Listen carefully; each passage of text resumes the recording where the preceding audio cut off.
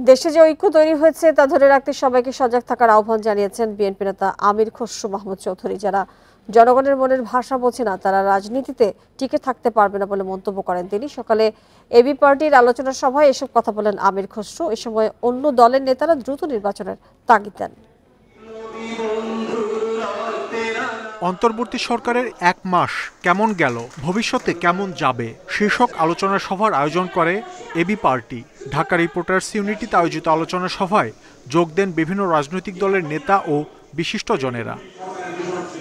বক্তারা বলেন, অন্তর্বর্তী সরকার এখন পর্যন্ত সঠিকভাবে দেশ পরিচালনা করছে। এ ধারা অব্যাহত রাখতে সরকারকে বিভিন্ন পরামর্শ দেন তারা। স্পষ্ট করে আমরা বলতে চাই, ছাত্র জনতার আকাঙ্ক্ষা এই রাষ্ট্র হবে গণতান্ত্রিক রাষ্ট্র। অন্য কিছু যদি চিন্তা করেন বাংলাদেশে, সেটা বাংলাদেশের মানুষ হবে। আর জাতীয় পার্টির নেতা নেত্রীরা আরামাইশ করে, ভোগ বিলাস করে এখন আবার অপেক্ষা করছে কার ঘাড়ে চাপবে। দয়া করে আমাদের ঘাড়ে চাপাবেন না। শিক্ষার ব্যাপারে আপনারা যে পদক্ষেপ নিয়েছেন এটা যথেষ্ট নয়। আপনারা আগের সিটে ফিরে গেছেন, আমরা এটা চাই না। বিএনপি নেতা আমির খসরু মাহমুদ চৌধুরী বলেন, দেশ ও জনগণের অধিকার ফেরাতে 15 বছর বিএনপির আন্দোলনের ধারাবাহিকতাতেই ছাত্র জনতার আন্দোলনে দেশ মুক্ত।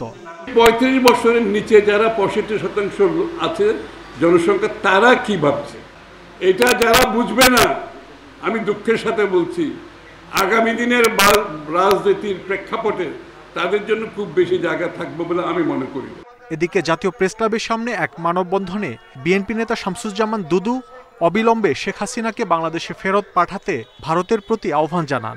ফ্যাসিস্টকে আশ্রয় দিয়েছেন, তাকে ফেরত পাঠান। তাকে রক্ষা করার মধ্য দিয়ে আপনি গণতন্ত্রের সপক্ষে কোনো কাজ করতে পারবেন না। শেখ হাসিনা পায়ের চুল থেকে পায়ের নখ পর্যন্ত একজন খুনি, লুটেরা এবং ফ্যাসিস্ট।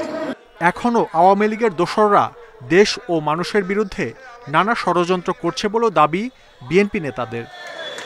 মাহমুদ শরীফ, ইন্ডিপেন্ডেন্ট নিউজ, ঢাকা।